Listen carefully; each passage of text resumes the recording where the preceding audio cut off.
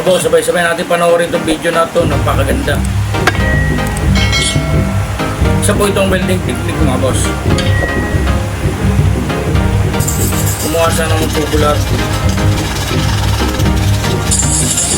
Pinipipil. Nilinis yung loob mga boss. Yung kantuhan.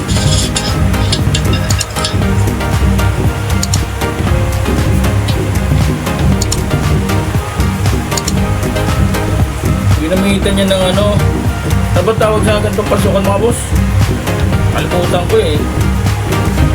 Natapos lang ako sa pag-aaral. Hindi ko na nagamit ko ito ng high school. Pambilog to eh.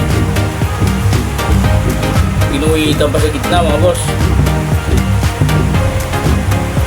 Oh, dalawang guhit.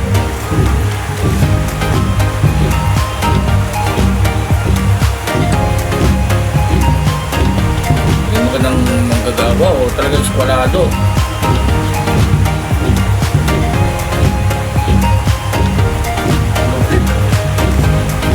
Dyan yung ginamit yung pinilog niya.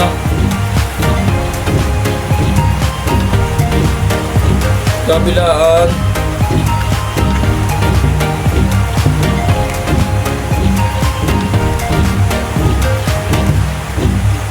Galing ha, ginapit pa.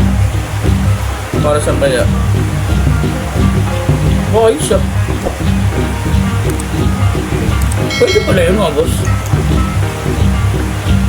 Sa mga nag-aaral pala mag-welding yan, panoorin nyo to guys. Dahil hindi ako marunong talaga sa ganito. Pero maalam ako mag-welding. Oh, yan, tapon yan, tapon. Cutting yata, yan na, kakatingin na nga, gagrinder na.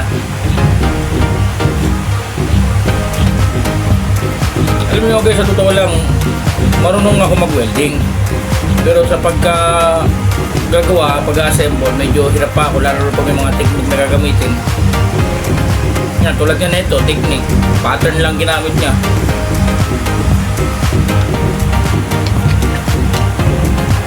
Galing, no?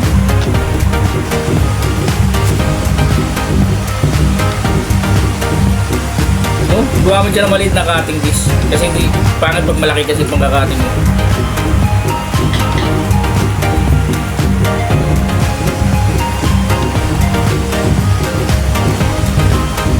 Galing ha.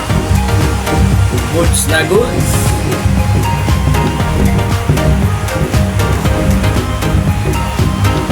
Huwag nyo napansin yung suit ko boss ha. Kasi galing pa ako sa kakasarado lang ng welding shop namin. Galing mo. Talagang grinder lang ginagamit nyo. Sa iba kasi ginagamitan parang barena na nga, bawa barena nga, pambilog. Yung bala panghasa.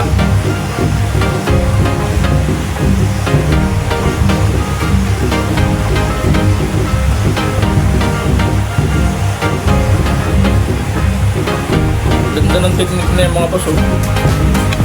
Skwala. Oh, skwala nga. Sabi na eh, skwala ang gagawin eh.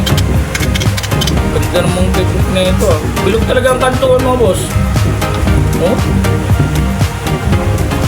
Eskwalado talaga. Welding niya na.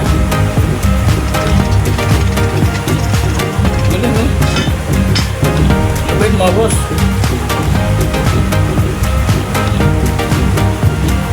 O nga pala, hindi pa nakapalo sa akin sa YT, sa Facebook ko, personal Facebook account, tsaka sa Facebook page. Pakipalo na lang boss, baka naman.